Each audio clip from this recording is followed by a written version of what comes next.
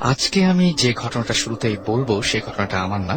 সেই ঘটনাটা আমাদেরকে পাঠিয়েছেন রুমানা খান, ঢাকা ক্যান্টনমেন্ট থেকে। এবং সেই রুমানা খানের ঘটনাটা আমরা শুরু করছি আছে সেই ঘটনা দিয়ে। রুমানা খান লিখছেন, আমি আজকে যে ঘটনা বলবো এটা আমার শোনা ঘটনা। আমার ফ্রেন্ডের চাচা একবার তার ফ্রেন্ডের সাথে তার ফ্রেন্ডের গ্রামের বাড়িতে গিয়েছিল।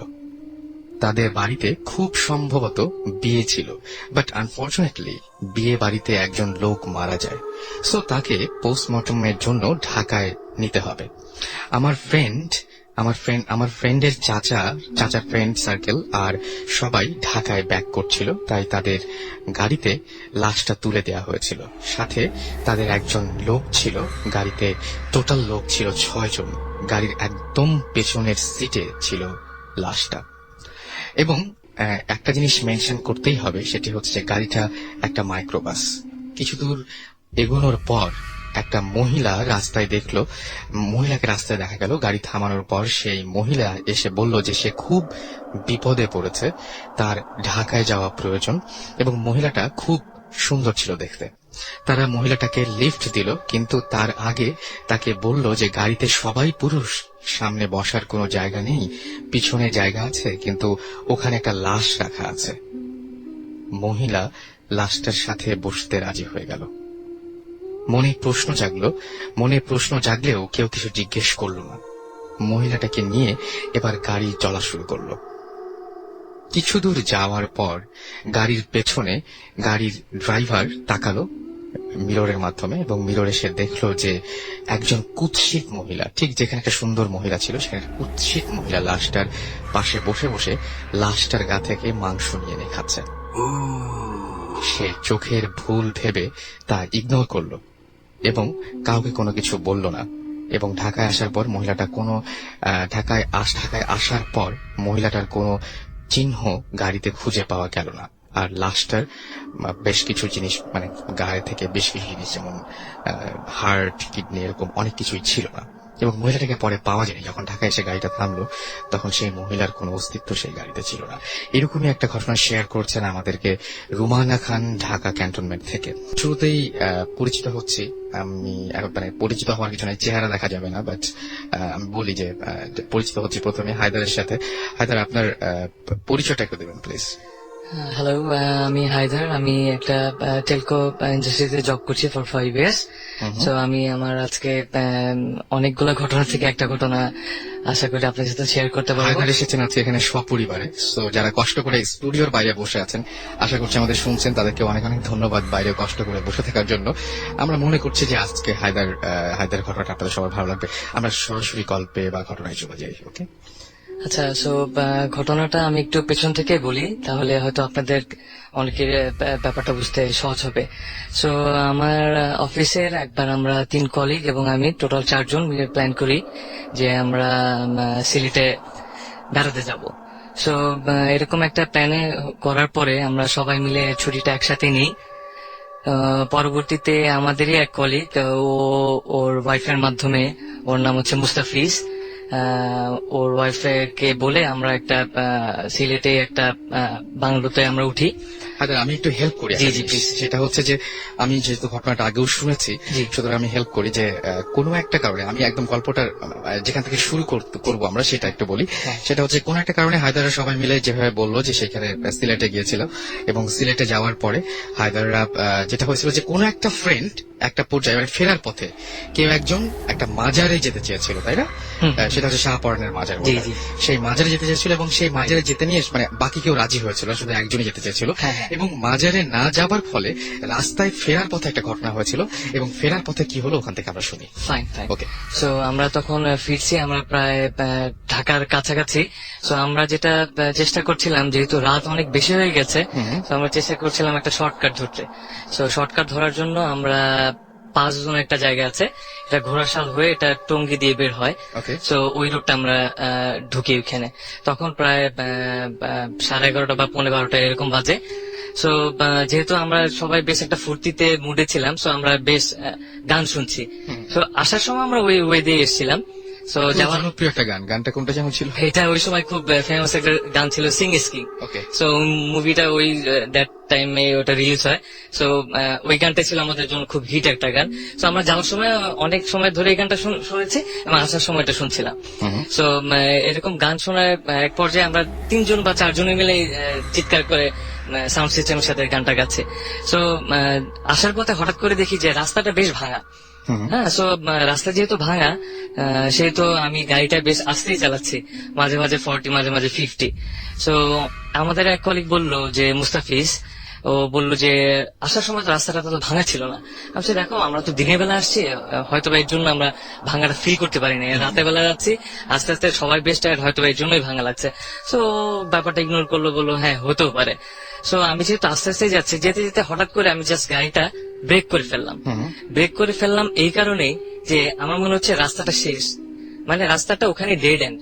তো আমার গাড়ি থামানো দেখে সবাই, আমরা গাড়ি থেকে নামলাম, গাড়ি থেকে নেমে দেখি যে রাস্তা কাটা, সামনে জাস্ট একটা নদী, এবং নদীটা বেশ জোরে এটা স্রোত বইছে একদম রাস্তার সামনে। হ্যাঁ, একদম রাস্তার সামনে, মানে একদম ওইটাই ডেড এন্ড। তো আমরা তো সবাই বেশ অবাক যে ব্যাপারটা কি, আমরা যে রাস্তা দিয়ে ঢাকা যাব, রাস্তা তো এটা সেটা না। সো রাস্তাটা এরকমও না যে কোন একটা বেড়া দেয়া ছিল, এরকম কিছু না। সো আমরা ফার্স্ট অফ অল যেটা মনে করলাম যে হ্যাঁ আমরা হয়তো বা ভুল রাস্তায় চলে এসেছি। সো আমরা গাড়িটা যে ব্যাক করব, ওরকম ব্যাক করার মতো, টার্ন নিয়ে ব্যাক করার মতো রাস্তাটা ছিল না, কারণ রাস্তাটা এতটাই না। সো ওরা সবাই আমাকে হেল্প করলো যে ব্যাকে নেওয়ার জন্য। সো কিছু দূর ব্যাকে যাওয়ার পর আমি দেখলাম যে একটা মাঠে অনেকগুলা ট্রাক্টর পার্ক করা, কিন্তু কোনো বাসা নাই ওই সাইডটাতে। সো ওইখানে খুব ইজিলি গাড়িটা ঘুরালাম, ঘুরিয়ে গাড়িটা যাওয়ার পথেও রাস্তাটা বেশ ভাঙা। সো যেহেতু একবার একটা ইনসিডেন্স ঘটছে, সো আমি ওইভাবে আর কি সাবধানেই যাচ্ছি। But in the meantime হঠাৎ করে খাট করে একটা আওয়াজ, মানে আওয়াজ হওয়ার সাথে সাথে গাড়িটা একটা শেক করে উঠছে। তো আমরা সবাই বললাম যে কি ব্যাপার, হোয়াটস দ্য গোয়িং অন। তো দেখলাম যে গাড়িটা একদিকে কাত হয়ে আছে। আচ্ছা। তো সাথে সাথে আমরা সবাই নামি গাড়ি থেকে নেমে দেখি যে গাড়িটা সামনের বাম দিকের চাকাটা জাস্ট রাস্তা থেকে বের হয়ে একটা গর্তের মধ্যে পড়ে গেছে। এবং গর্তটা মানে নিচে কোনো মাটি নাই, মানে এক পাশে হচ্ছে নদীটা, ওই পাশ দিয়ে নদী বয়ে যাচ্ছে, আর আমাদের চাকাটা ওটাতে পড়েছে, এবং আরেকটা চাকা বেশ উপরে উঠে আছে। আচ্ছা। সো আমি আবার স্টিয়ারিং এ বসে ব্যাক গিয়ার দিচ্ছি, বাট গাড়িটা কাজ করছে না, কারণ একটা চাকা নিচে, একটা চাকা বেশ উপরে। So in the meantime আমরা দূর থেকে দেখি যে একজন বয়স্ক ভদ্রলোক হেঁটে হেঁটে আসছেন। তো তাকে দেখে আমাদের তখন বেশ একটু আশা জাগলো যে হ্যাঁ হয়তো বা উনি আমাদের হেল্প করতে পারবে, যেহেতু ট্রাক্টর গুলো ওখানে দাঁড়ানো, কাউকে বলে যদি ট্রাক্টর দিয়ে দড়ি বেঁধে গাড়িটা পেছনে নেওয়া যায় তাহলে আমাদের জন্য খুব হেল্পফুল হয়। বাট উনি যে এসে যেটা বললেন যে এখানে কোনো লোকালয় নেই, সবাই এখানে ট্রাক্টর গুলা পার্ক করে সবাই পার্শ্ববর্তী কোনো গ্রামে চলে যায়, বাট এখানে ওইটাই। তো উনি আমাকে যেটা বললেন যে আপনারা একটা কাজ করেন, আপনারা 3 জনে মিলে একজন স্টিয়ারিং এ বসেন আর 3 জন মিলে গাড়িটা উঠান। তো ওনার কথা মতোই আমার ওই 3 কলিগ চেষ্টা করছে, বাট 3 জনের শক্তি এটা হচ্ছে না। সো এই বয়স্ক ভদ্রলোক বললেন যে আপনি একটা কাজ করেন, আপনিও চলে আসেন, আমি যখন 1, 2, 3 বলবো, 3 বলার সাথে সাথে আপনারা 4 জনে একসাথে ফোর্সটা দিবেন, তাহলে গাড়িটা হয়তো একজন একসাথে 3 জন দিলে অনেক শক্তি। হ্যাঁ, 4 জনে শক্তিটা হচ্ছে, বাট উনি যেহেতু বয়স্ক, উনি পারছেন না, উনি আমাদের হেল্প করতে পারছেন, জাস্ট উনি আমাকে অ্যাডভাইস করছেন। তো ফাইনাল আমরা ওনার কথা মতো ফার্স্ট টাইম ট্রাই করার পর পারলাম না, তো সেকেন্ড টাইমে আমরা ট্রাই করলাম। সেকেন্ড টাইমে ট্রাই করার পর গাড়িটা যথারীতি রোডে উঠে গেল। সো আমরা বেশ খুশি। তো তাড়াহুড়ো করে আমরা গাড়িতে ঢুকে পড়ি। গাড়িতে ঢুকার পরে আমাদের মনে হলো যে সেই ভদ্রলোকটা এতদূর কষ্ট করে আসলো, আমাদের তো তাকে অ্যাটলিস্ট থ্যাংক ইউ জানানো উচিত, ধন্যবাদ দেওয়া উচিত। তো এটা ভেবেই আমরা সবাই একই সাথে অলমোস্ট মানে জানলা দিয়ে মাথা বের করি এবং ওনাকে থ্যাংক ইউ দেওয়ার জন্য। বাট বের করার সাথে সাথেই মানে ওই লোকটাকে আমরা দেখতে পেলাম না ওই জায়গাটায়। আচ্ছা, মানে একদম নাই। সো জায়গাটা এরকমও না যে পাশে কোনো গলি আছে, পাশে কোনো বাড়ি আছে, বা সে পাশে গলিতে চলে যায়, ব্যাপারটা এরকম না। সো ওই ব্যাপারটাতে আমরা সবাই মোরলেস ভয় পাই, কিন্তু কেউ এক্সপ্রেস করি না যে ঠিক আছে একটা হয়তো বা অন্য কোথাও চলে গেছে এরকম ব্যাপারটা। সো আমাদের ব্যাপারটা সবারই মাথায় থাকে। সো এটা বলে আমরা প্রায় 10-15 মিনিট ওই রাস্তা দিয়ে যাচ্ছি, হুম। যেতে যেতে আমাদের সামনে দুইটা রাস্তা পড়ে, একটা হচ্ছে ডান দিকে, একটা হচ্ছে বাম দিকে। আচ্ছা। তো আমরা এখন কনফিউজ, কারণ একটা রাস্তা দিয়ে আমরা এসছি, এখন কোন রাস্তা দিয়ে এসছি, বাট আমরা তো যে কোনো একটা রাস্তা দিয়ে বের হয়েছে। হুম হুম। সো আমরা কিছুক্ষণ এখন ওয়েট করি যে কেউ আমাদের গাইড করতে পারে কিনা। সো আমরা ওখানে প্রায় 5 মিনিটের মতো ওয়েট করি এবং দেখতে পাই যে দূর থেকে একটা ট্রাক্টর আসতেছে। হুম হুম। ট্রাক্টরটা আসতেছে এই ভেবে যে আমরা ভাবলাম যে ট্রাক্টরটা ওখানে মনে হয় পার্ক করবে। সো আমরা কিছুক্ষণ ওয়েট করি, ট্রাক্টরটা আমাদের কাছাকাছি আসে। এরপরে আমাদের মধ্যে থেকে একজন বলে যে, আচ্ছা ভাই, আমরা তো রাস্তা হারিয়ে ফেলেছি, তো আপনি কি আমাকে একটু হেল্প করতে পারবেন যে আমরা 5 জনের রাস্তায় উঠবো, ওখান থেকে আমরা টঙ্গী হয়ে আমরা ঢাকা পৌঁছবো। ওকে। সো উনি বলে, হ্যাঁ ভাইয়া, আপনারা তো ভুল রাস্তায় চলে এসেছেন, আপনারা যেটা করেন, আপনারা বাম দিকে যে রাস্তাটা দেখা যাচ্ছে এটা বরাবর আপনি চলে যান, 20 থেকে 25 মিনিট গেলেই আপনারা মেন রোডে উঠে যাবেন, এরপরে জাস্ট ডানে মোড় নিলেই আপনারা ওই ব্রিজের উপরে উঠে যাবেন। আচ্ছা। সো আমাদের হাতে ওনার কথা বিশ্বাস করা ছাড়া আর কোনো ওয়ে ছিল না। ছিল না একদম। সো আমরা ওনার কথা শুনে আমরা সবাই বেশ আশ্বস্ত, ওকে ফাইন, আচ্ছা। Now we are in right track. Hmm. So আমরা তখন ওই রাস্তা দিয়ে যেতে থাকি। উনি যেহেতু 25 মিনিটের কথা বলছেন, সো আমরা মাথায় ওটাই রেখে দিয়েছি। 20 মিনিট গাড়ি চলছে, ওই রাস্তাটাও বেশ খালি, প্রায় আমার গাড়ি 60-70 এরকম করে চলছে।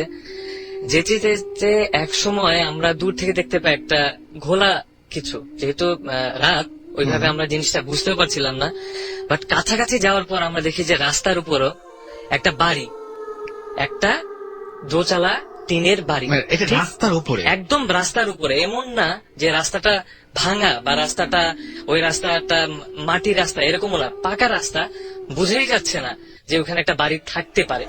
এটা তো হয় না যে, সম্ভবই না। হ্যাঁ, তখন রাস্তা আমরা শেষ, দেখি না আমরা যে কোনো- কাঁচা বাড়ি দিয়ে কাঁচা রাস্তা দিয়ে যাচ্ছি, ওই সময় একটা বাড়ি, থাকতেই পারে, এরকম না, পাকা রাস্তা শেষ, পাকা রাস্তা থেকে শুরু হয়েছে একটা বাসা। So, Okay. এই ব্যাপারটা দেখেই আমরা সবাই বেশ ভয় পাই। হুম হুম। তখন আমাদের মধ্যে দুইটা জিনিস আছে, যে হ্যাঁ, হতে পারে যে খারাপ কিছু আমাদের মিসগাইড করছে, অথবা হতে পারে যে ওই যেখানে ট্রাক্টর, যে দুইজন আমাদের বলেছে এই রাস্তায়, ওরা আসলে ট্রাক্টরের কেউ না, ওরা ডাকাতের কেউ। আচ্ছা।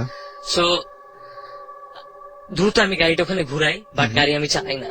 3 জনের সাথে আমি কথা বলি, আমার কলিগের সাথে, যে এখন আমাদের কি করা উচিত। হুম হুম।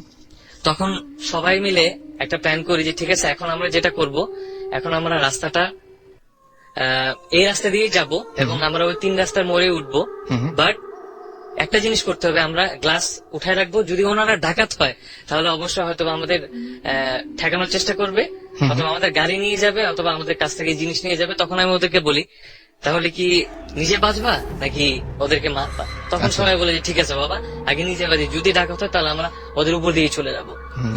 তো এই কথা বলে আমি গ্লাস লাগাই দিই গাড়ির, এরপরে যাওয়া শুরু করি। বাট যেই 20 মিনিটে আসছি, তার থেকেও আমরা দ্রুত যাচ্ছি, বাট মনে হচ্ছে রাস্তা যেন আর ফুল হচ্ছে না। বাট ওই সময় আমাদের এক কলিগ বলে যে, আমরা কি আবার ভুল রাস্তায় যাচ্ছি নাকি, যে রাস্তা দিয়েছে? আমি বলছি, না, রাস্তা তো একটাই ছিল, এটাই। তো আসলে আমরা 20 মিনিটে ওখানে পড়ছি, বাট মনে হচ্ছিল যে অনেক লম্বা একটা পথ। যাওয়ার পরে দেখি যে রাস্তাতে কেউ নাই, একদম কেউ নাই। একদমই কেউ নাই। আমরা যেটা ভয় করছিলাম যে হয়তো ওরা যদি ডাকাত হয় তাহলে দেখবো যে আমাদের জন্য ওয়েট করছে, আরো দল বল আরো বেশি বেড়ে গেছে। এরকম হ্যাঁ। কিছু না, আরো শুনশান হুম। জায়গাটা, আরো শুনশান। তখন জাস্ট আমাদের সবার গা হিন্দি উঠে। আমার এখন বলতে বলতে আমার লোম খারাপ হয়ে যাচ্ছে, সিরিয়াসলি এরকম একটা মোমেন্ট। তখন আমরা রাস্তা আমাদের একটাই, এক রাস্তা দিয়ে এসছি, আর এক রাস্তা রাস্তা দিয়ে ফিরতে বের হবে। হচ্ছি, রাস্তা আমাদের একটাই। তো ওই রাস্তা দিয়ে আমরা কতটুকু যাব, আদৌ কি যাবো না ভোর পর্যন্ত এখানে অপেক্ষা করবো? That's the main thing. Hmm. কোনো ওয়ে নাই, ওই রাস্তা দিয়ে আমাদের যেতে হবে। তো ওই রাস্তা দিয়ে আমরা যাচ্ছি। কিছু দূর যাওয়ার পর ছোট্ট একটা টঙের দোকানের মতো ছোট একটা স্টেশন বলা যায়, যে বাস স্টেশন বলবো না, ওটাকে টেম্পো বা রিক্সা স্ট্যান্ড এরকম কিছু, ছোট্ট একটা দোকানে 3-4 জন বসে আছে। সো ওদেরকে আমরা আবার জিজ্ঞেস করি যে, ভাইয়া, আমরা তো এই অবস্থা, আমরা ঢাকার দিকে যাব। তো উনি বললো যে আপনি এই রাস্তা দিয়েই যান, এই রাস্তা দিয়ে যেতে যেতে আধা ঘন্টা, আস্তে আস্তে গেলে আধা ঘন্টা, আর যদি দ্রুত যান তাহলে হয়তো বা 20 মিনিট লাগতে পারে। আচ্ছা। তো যেহেতু আমাদের হাতে আর অপশন ছিল না, আমরা ওই বিশ্বাস রাস্তা করতেই দিয়েই আমরা হবে। শুরু করি। আধা ঘন্টা না, ওইখানে আমরা প্রায় 35 থেকে 40 মিনিট, কারণ রাস্তাটা একদম গ্রামের মেঠো রাস্তার মতো, ভাঙা, আঁকা বাঁকা, যেতে হচ্ছে মনে হচ্ছে যাচ্ছি কারো বাসার উপর দিয়ে বা বাসার ভিতরে উঠোন দিয়ে যাচ্ছে গাড়ি, এরকম একটা রাস্তা। তো যেতে যেতে কিছুটা পাকা রাস্তায় আমরা পড়ি, যাবার পরে দেখি যে গাড়ি যাবার শব্দ হচ্ছে। হুম ট্রাক যখন যায় রাত্রেবেলা, ট্রাকের একটা চাকার শব্দ আমরা শুনতে পাই যে হাইওয়ে দিয়ে কোনো গাড়ি যাচ্ছে, বাট আমরা কোনো হাইওয়ে দেখতে পাচ্ছি না। হুম বাট শুনতে পাচ্ছি হর্ন, শুনতে পাচ্ছি চাকার আওয়াজ, শ শ করে গাড়ি যাচ্ছে। তো এরকম সময় আমাদের কলিগ বলে যে গাড়িটা তুমি একটু থামাও। তখন আমরা গাড়িটা থামিয়ে আমরা সবাই নামি। নেমে যে জিনিসটা দেখতে পাই সেটা হচ্ছে আমরা যে রাস্তা দিয়ে ঢাকায় ফিরবো সেই রাস্তাটা আমাদের ঠিক মাথার উপরে, আমরা ওই ব্রিজটার নিচে। ও মাই গড, মানে পুরোপুরি মাথার উপর দিয়ে গাড়িগুলো যাচ্ছে। এবং শুধু উপর দিয়ে না, বেশ অনেক উঁচু। যেহেতু এটা শীতকালের শেষের দিকে ছিল, সেই জন্য ওই নদীটাও হয়তো বা শুকনা ছিল। হুম আমরা যাচ্ছি, আমি আপনাকে বললাম যে জায়গাটা অনেকটা কাঁচা কাঁচা রাস্তা। তো ওটা ছিল কাঁচা রাস্তা, ছিল ওটা ছিল একটা নদী। ও হ্যাঁ, মাই গড, আমরা নদীর উপর দিয়ে যাচ্ছি এবং অনেক উঁচায় আমরা দেখি যে ওই পাঁচদোনার ওই টোল ব্রিজটা যেটা দিয়ে সব গাড়িগুলো যাচ্ছে। তখন আমরা সবাই গাড়ি থেকে বের হয়ে একে অপরের দিকে তাকাই, what the hell is going on. এটা একবার না, এটা আমাদের সাথে 3-3 বার ঘটলো। এবং আমার সাথে যারা ছিল সবাই আমারই অফিসের কলিগ, এবং এটা অস্বীকার আমরা কেউ করতে পারছি না। ঠিক যে কলিগটা আমাদের সাথে আসছিল এবং যে বলছিল যে হায়দার চলো আমরা নামি, আমরা একটু শাহপরার মাজারটা ঘুরে আসি। জাস্ট আমি ওরকম যেটা বিশ্বাস করি বা অবিশ্বাস করি এরকম কিছু না, কিন্তু তাড়াতাড়ি ফিরতে পারবো, তাড়াতাড়ি ফিরবে, এমনি রাত হয়ে গেছে।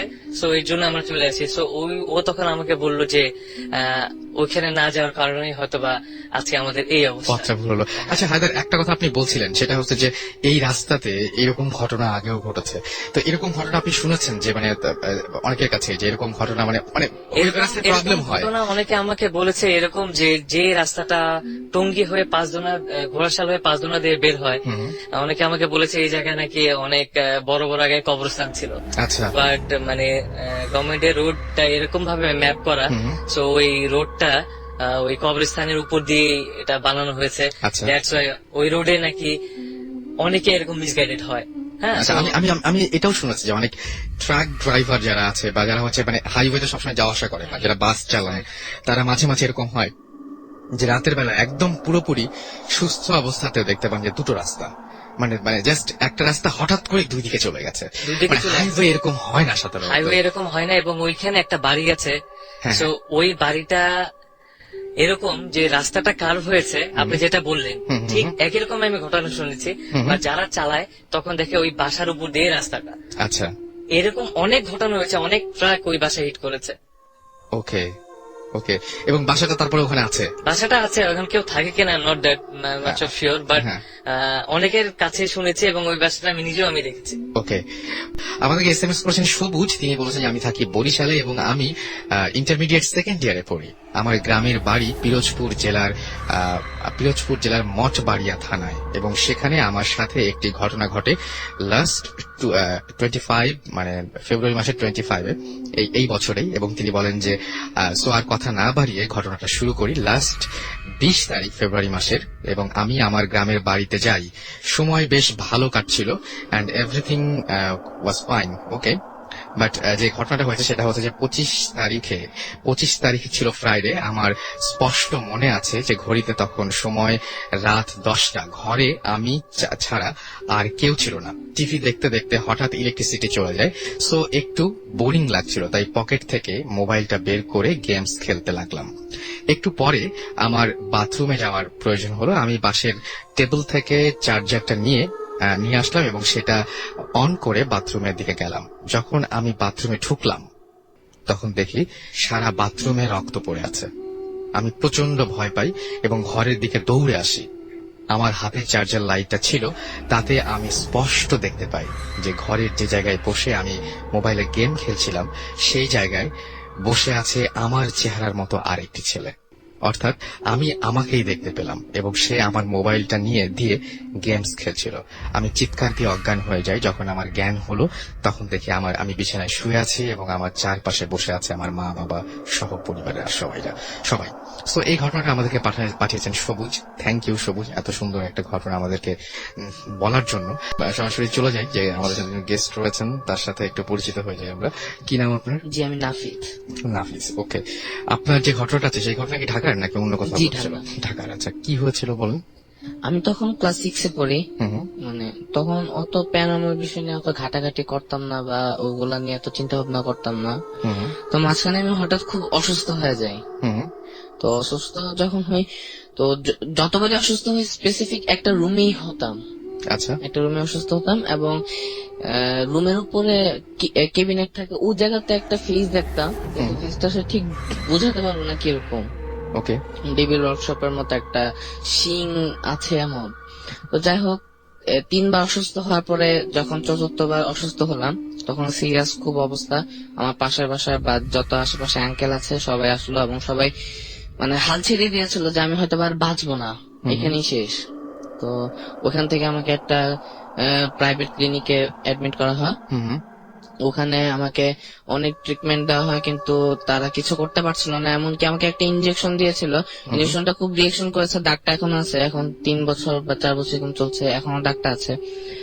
তো ওইখানে ছিলাম, রাত্রে আমাকে 3টা ঘুম ইনজেকশন পুশ করা হয়, বাট আমার ঘুম আসছিল না এবং পিঠে কেমন জানি মানে কাটা কম্পাসে খুঁচালে যেমন। এইটার জন্য আমি বলছিলাম যে যে আমাদেরকে সুমন ভাই মাঝখানে একটা ছবি দেখেছিলেন, কাটা কম্পাস দিয়ে টানলে বা এরকম করলে যেরকম হয়, ঠিক সেই জিনিসটা হতো ওর পিঠে। একটু ফুসুই টাইপের সাইজটা ছিল, ওইরকম উঠেছিল। তো এটা ফজর আজান দেওয়ার সাথে সাথে কমে যায়। এইটা হচ্ছে মানে দ্যাটস ওয়াই আমি বললাম যে মানে জিনিসটা আমার কাছে বেশ পরিচিত লেগেছে, কারণ আমরা চোখে দেখেছি জিনিসটা একদম। হ্যাঁ, অ্যাবসলিউটলি। সেটাই। তারপরে কি হলো? তো ওইখানে আমার ঘুম ইনজেকশন 3টা দেওয়া হয়, তাও ঘুম হচ্ছিল না। তো ফজর আজানের পরে আমার ঘুম হলো। তো ওখানে 3 দিন ছিলাম। 3 দিন থাকার পরে ডাক্তাররা বললো না, এখান থেকে অন্য কোনো হসপিটালে নিয়ে যান। তখন আমাকে আরেকটা প্রাইভেট ক্লিনিকে নাম করা দিছে অনেক, নামটা বলতে চাচ্ছি না। তো ওইখানে অ্যাডমিট করা হয়। ওইখানে আমি অলমোস্ট 13 দিন ছিলাম। আচ্ছা। কিন্তু আমার কোনোই কাজে লাগছিল না। তো 3rd ডেতে, সরি 7 ডেতে আমি হঠাৎ করে ঘুম থেকে লাফ দিয়ে উঠি। লাফ দিয়ে উঠে আমি চিৎকার করে বলতে থাকি যে নানা দাদা ওদেরকে চলে যেতে বলো, আমি যাব না, আমি যাব না। কিন্তু এখানে ইন্টারেস্টিং ব্যাপার যে আমার নানার ফিসটা মনে আছে, তো দাদার ফিসটা মনে নাই। ইনফ্যাক্ট আমার মাও আমার দাদাকে দেখে নাই, আমার বাবারও মনে নাই দাদার ফেস। আমার বড় ফুফুর খালি মনে আছে। তো বড় ফুফুকে যখন বিবরণটা দিলাম ফেসে বা অনেক বিবরণ দিলাম, তখন বললো হ্যাঁ তোমার দাদা এমন ছিল। তো যাই হোক, ওই দিন ওভাবেই কাটে, ঘুমাই। তো সকালে এক কুমিল্লা হুজুরকে বলা হয় ঘটনাটা। তো সে বলে হ্যাঁ ওর একটা পরীর আছর আছে, ওকে পোস্ট করে এরকম। তো ওইখানে 13 দিন থাকার পরে ডাক্তাররা কোনো কিছু করতে পারলো না। তারপর আমাকে রিলিজ দেওয়া হলো, আমি চলে আসলাম। এর মধ্যে একটা কাহিনী হচ্ছে যে কিছুদিন পরেই মানে আমার ভাইয়া আর আমার কাজিন খেলা দেখছিল। তো ওইখানে টিনটিতে হঠাৎ করে ফোন আসে যে তোরা কি জিন পরি বিশ্বাস করিস? তো আমার ভাইয়া বললেন না, বিশ্বাস করি না। আচ্ছা। তো ভাইয়া ফোনটা রেখে দেয়, মনে করেছিল যে কেউ দুষ্টামি করছে। ফোন রেখে দেওয়ার পরে টিনটি লাইনটা খুলে ফেলার পরেও 3বার ফোন আসছিল এখানে। লাইনটা খুলে ফেলার পরেও 3বার রিং আসছিল। তো ওইটা আমাদেরকে জানানো হয়নি, হসপিটালে জানানো হয়নি। তো আমি সকালে ঘুম থেকে উঠে বলতেছি যে আম্মু, ভাইয়াদের যে কালকে ফোনটা আসছিল ভয় পেতে না করো। তো আম্মু বলতেছে কি ফোন আসলো, তুই কি বলতেছিস আবল তাবল। তখন বাসায় ফোন দেওয়া হলো, তখন ভাইয়াকে বলার পরে ভাইয়া বলছে হ্যাঁ এরকম ফোন আসছিল, তো এই ঘটনা। তখন আমরা একটু ভয় পাইলো যে ঘটনাটা কি। তো আমাকে হসপিটাল থেকে রিলিজ দিল, আমি বাসায় এসে পড়লাম। যেহেতু তখন রমজান মাস ছিল, তো আমি আম্মুকে বললাম আম্মু আমি দেশি ঈদ করবো।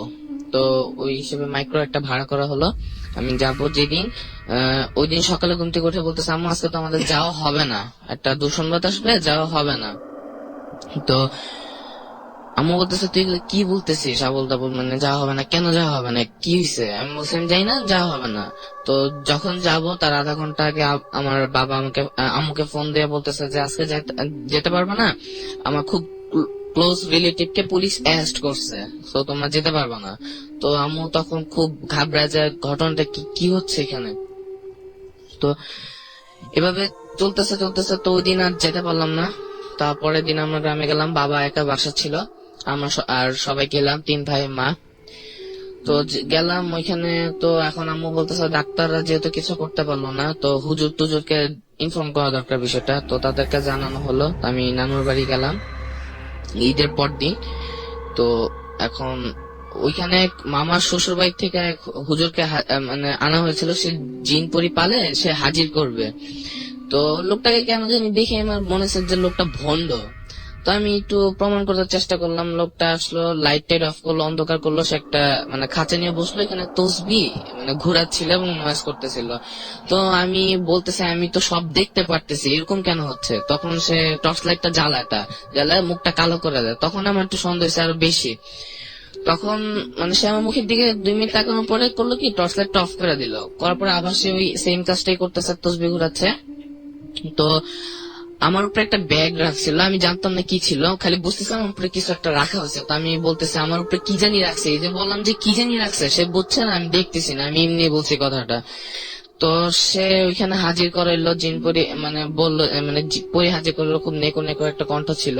তো আমার গায়ে হাত দিছে একবার, মানে হাতটা ছিল খুব কোমল, কিন্তু আমার সন্দেহ হইতেছে। তাও তো ওইবার ঢাকায় ব্যাক করছি, ব্যাক করার পর সে আবার বলছে যে 13 দিন পর আবার যাইতে। তো আমরা গেলাম, যাওয়ার পরে সে আবার জিন পরি হাজির করাচ্ছে। তো ওইবার আমার মানে আমি ভান করলাম যে আমার আমি পরিদার পজেস্ট ইচ্ছা করে তাকে প্রমাণ করার জন্য। তো সে আসে আমার নাকের মাঝখানে হাত খুব চাপ দিয়ে ধরছে। তখন আমি বুঝছি যে এটা তারই হাত, কারণ তার হাত দিয়ে একটা আতরের গন্ধ আসতেছিল, প্লাস হাতটা খুব শক্ত ছিল, এরকম কোমল ছিল না। তার নখগুলো ছিল বড়, এবং যার ফলে আমার নাকের 2 মাঝখান দিয়ে ব্লিডিং হচ্ছিল। তা আমি এটা কাউকে বলি নাই।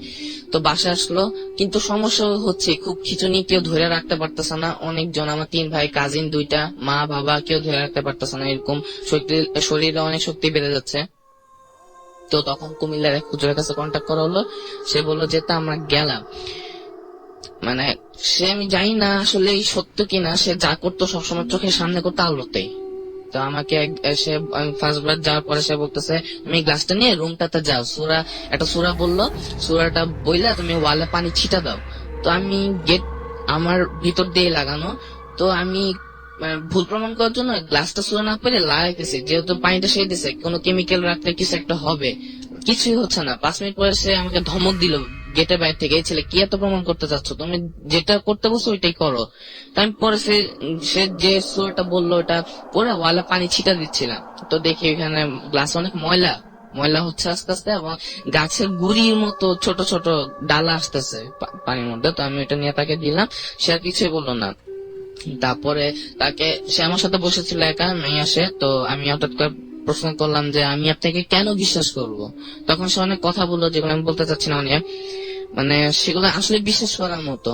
তো সে বললো যে এবার চলে যাও, আমি দেখতেছি কি করা যায়। তো সে এবার চলে আসলাম, চলে আসার পরে আবার সে যেতে বললো, গেলাম আবার কুমিল্লা। তো হুজুর এবার একটা বললো যে তুমি হাতটা সোজা করো। হাতটা সোজা করে সে একটা কাগজের ভিতরে একটা কালো মানে এরকম 5 আঙ্গুলের এরকম ছাপ, ওইটা সে বলটালো কাগজের ভিতরে, এবং আমার 2 হাতের মাঝখানে রেখে বললো এটা ফোল্ডিং করে রাখো। মানে ওই যে রক্ত দেবার পরে যেভাবে হাতটা দিয়ে জি জি মানে তুলা দিয়ে না কিছু দিয়ে বন্ধ করে দেয়, তো ওভাবে ছিল। 2 মিনিট থাকার পর সে বললো ওই কাগজটা দাও। কাগজটা খুলে দেখলাম যে ওই ভিতরের তাবিজটা নাই, এবং সে আমার চোখের সামনে ঢুকেছে, এবং তখন আলোই ছিল। তো আমার কাছে জিনিসটা খুব অদ্ভুত লাগলো। তো আমি এসে পড়লাম ওই দিনও। তারপরে আবার যেতে বললো, আবার যাওয়ার পরে সে এরকম বললো একটা গাছের পাতা নাও, ছিড়ানো। আমি ছিড়ানোর পরে সেম ভাবে আবার ঢুকালো হাতে, বললো যে সকালে উঠা, মানে পকেটে দিয়ে দিল, বললো যে সকালে উঠা যে যদি দেখো পাতাটা নাই আমাকে জানাবা, আর যদি দেখো আছে তাহলে জানানোর দরকার নাই। তো সকালে ঘুম থেকে উঠলাম, রিক্সায় উঠার পরে আমার খেয়াল ছিল না, তো যাই হোক নিলাম জিনিসটা। নেওয়ার পরে দেখলাম পাতাটা নাই। তো আমি আব্বুকে বললাম যে আব্বু, তাকে বলো পাতাটা আছে। আমি তাকে তাও ভুল প্রমাণ করার চেষ্টা করতেছি। তো সে তখন মানে আব্বুকে ধমক দিয়ে বলে আপনার ছেলে কি পাইছে এত, আপনি পাতাটা তো নাই, সরি আছে। তো যাই হোক এরকম করার পরে আমার সত্যি তাকে ট্রাস্ট হলো, সে এবং আমাকে পরে কিছু তো বললো। সুস্থ হয়েছিলেন আপনি তার না, মাধ্যমে। এখনো ওভাবে এখন যে প্রবলেম গুলো হয় সেগুলো একটু বলবেন যে এখন এখন আবার প্রবলেম যেটা হয় যে ঠিক মতো পড়তে পারি না, পড়লে করতে মাথা পারেন। যেন কেমন আচ্ছা ওইটা অন্ধকার হয়ে ওইটা একটু বলবেন, আপনি খুব ইন্টারেস্টিং করে বলছিলেন তখন আমাকে যখন শোনাচ্ছিলেন যে ওই যে যে জিনিসটা আপনি দেখতে পান সামনে এবং সে আপনাকে অনেক কিছু ইনফরমেশন দেয়, তাই না? তো কিরকম দেখতে পান আর কি টাইপের ইনফরমেশন দেয়? ফ্লোর থেকে সিলিং পর্যন্ত সে লাগানো, সাদা পাঞ্জাবি পরা, ফেস টেস কিছু বোঝা যাচ্ছে না, হাত পা অনেক লম্বা লম্বা। তো সে আমাকে বলে যে আমি তোমার হেল্প করতে আসছি।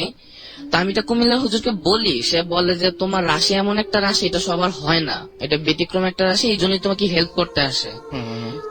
এইটুকুই।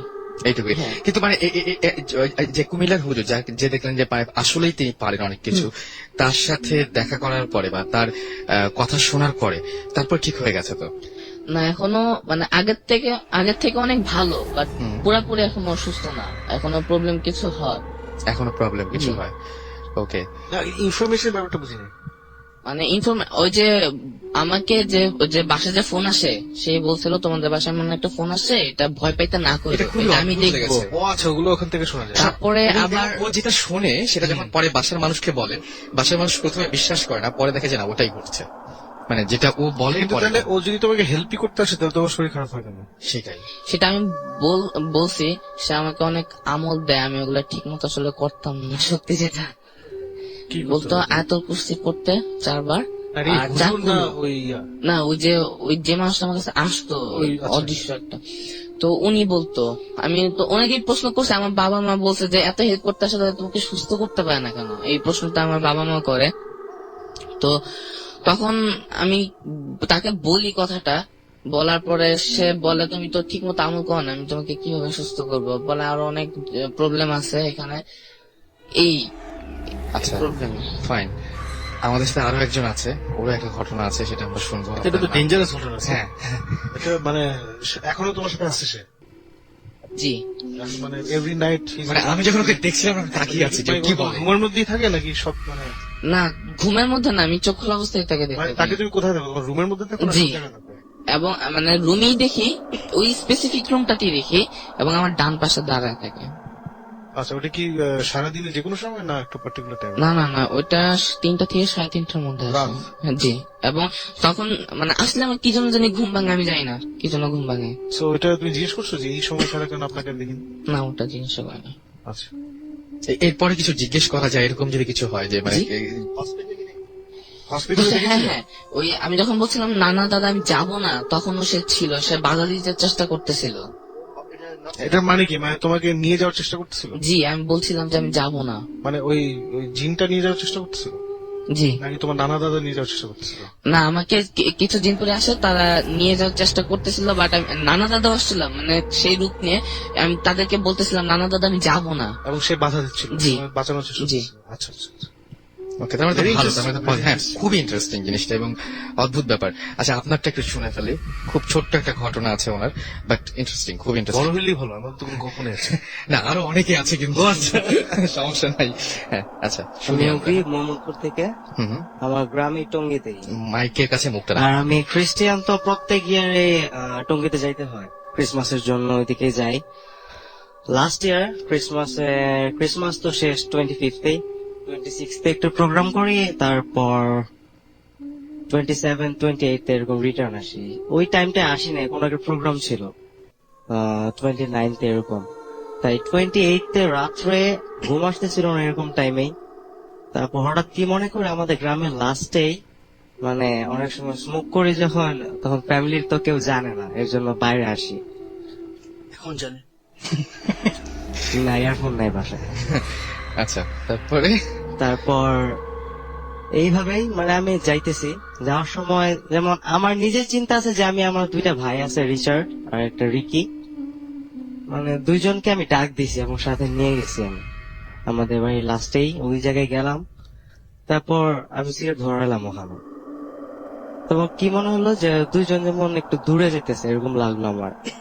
তারপর দেখি একটু দাঁড়ানোর পরে সাইডে একটা গাছ ছিল, কড়ই গাছের ওইদিকে আমি দাঁড়াইছিলাম। তারপর দেখি দূরে রাস্তাটা মাটির, তো যেমন দূর থেকে এমন লাগতেছে যে গাড়ি আসতেছে, এরকম অনেক আলো, তীব্র আলো, গাড়ি আসতেছে। তখন আমি দাঁড়ায় রয়েছি ওখানে, দেখতেছি প্রথমে গাড়ি নাকি। তারপর ভাবলাম পুলিশের গাড়ি না তো, এত রাত্রে যদি দেখে আবার যদি ধরে, আবার বাড়ি এদিকে, আমি থাকি না ওইদিকে, তাই একটু দাঁড়াইছিলাম। তারপর হঠাৎ দিকে না, অনেকের কাছে একটা আগে এই ঘটনাটা শুনছি যে একটা লোক যায়, আজকে আমিও দেখতেছি এটাই, যে লোকটার গলা নাই, উপর একটা হাড়ি দেওয়া, আগুন আগুন জ্বলতেছে অনেক ডার্ক কালারের। তারপর ওইটা সামনে আসতেছে আস্তে আস্তে। এখন আসার পর আমিও আস্তে আস্তে ঝোপের সাইডে যাইতেছি।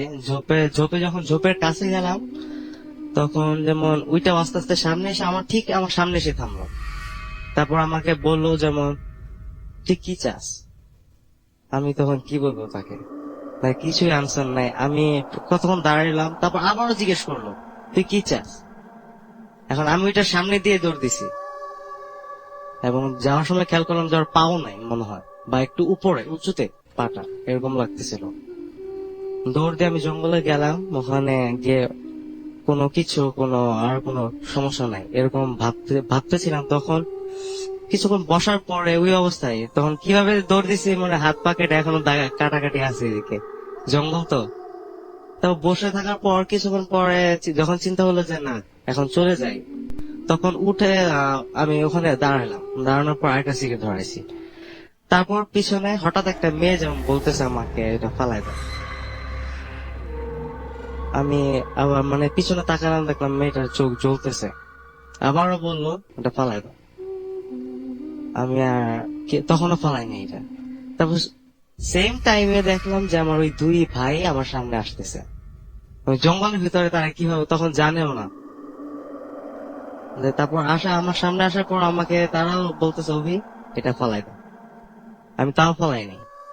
তারপর ওই লোকটাই যাকে আমি দেখছিলাম ওইদিকে, তারপর সেও সামনে আসতেছে। দেখি ওই জঙ্গলে তার যেহেতু আগুন জ্বলতেছে ওই হাড়িটা থেকে, কিন্তু জঙ্গলে একটা পাতাও করতেছে না। কত মানে ওটা বাঁশঝাড় ছিল, একটা পাতাও কিচ্ছু হইতেছে না, এবং এটার উপর দিয়ে এসে আসতেছে। তারপর একটু সামনে আসার পর তো আমি চুপ করে দাঁড়াচ্ছিলাম। তারপরে লোকটার আর কোনো কথা নাই, যে আমাকে একই কথা জিজ্ঞেস করতে, কি চাস? তারপর আমি একটু দূরে গেলাম, তারপর আর কি ওখানে অজ্ঞান। সকাল মনে হয় 7:30 কি 6:30টায় জ্ঞান যখন ফিরছে, আমি প্রথমে দাঁড়ায় আমার দাদার এখানে গেলাম, রিচার্ডের এখানে গিয়ে বললাম, মানে তার এখানে যাওয়ার সাথে সাথে সে আমাকে বলছে তোমার সেল অফ কেন? বুঝি না, সেল তো অফ না। বলছে হ্যাঁ তোমার সেল অফ, তোমাকে অনেক ট্রাই করছি রাত্রে। আমি বলছি না, আমি সেল বের করছি, সেল তখন অন, আমার সেল অন। কিন্তু তারা নাকি ট্রাই করছে অনেক রাত্রে, নাকি খোঁজাখুঁজি করছে কিন্তু পায় নাই কেউ। তারপরে ওখান থেকে আমি মানে ওখানে তারপর আমার কাটাকাটি একটু ঠিক করলো। তারপর সে বলছে যে ওইদিকে তুমি যেদিকে, মানে আমি তাকে ঘটনাটা বলার পর সে বলতেছে না, যেদিকে গেছে জায়গাটা ভালো না, ওখানে কেউই যায় না। শুনেছে একটা বেল গাছ আছে, তো ওইদিকে কি এরকম কাহিনী আছে, ওখানে কেউই জানে না। এটা অনেকেই দেখছে আমাদের এদিকে, মানে মাঠে যে লোকটা যায় ওটাকে অনেকেই দেখছে। আর এমন আমাদের এলাকায় এরকম অনেকে বলে যে এটা কি বলে, যে অনেকে রাত্রে বেশি ঘোরাঘুরি করতে না বলে। এটা কোন জায়গার কথা বলছেন? গ্রামটার নাম বলা যাবে তো? পাহাড় ভাই, আচ্ছা, এই একটু উত্তরের কাছে। উত্তরের কাছে, ওকে। আর আগে যে বলে গেল যে এখান দিয়ে রাস্তাটা, এটাও ট্রু। ওখানে 7টা রাস্তাও দেখা যায় একসাথে, 7টা রাস্তা দেখা হ্যাঁ, যায়। কালীগঞ্জ রোডে। সেটাই। এবং মানে আমি এটা শুনছিলাম একটু আগে, যে আমি বললাম না যেটা, যে ট্রাক ড্রাইভার বা যারা বাস যারা রেগুলার চালান, তারা অনেক সময় এরকম হয় যে অনেক সময় অ্যাক্সিডেন্টের কারণও হয়ে যায় এই সমস্ত ব্যাপার। আচ্ছা, আমাদের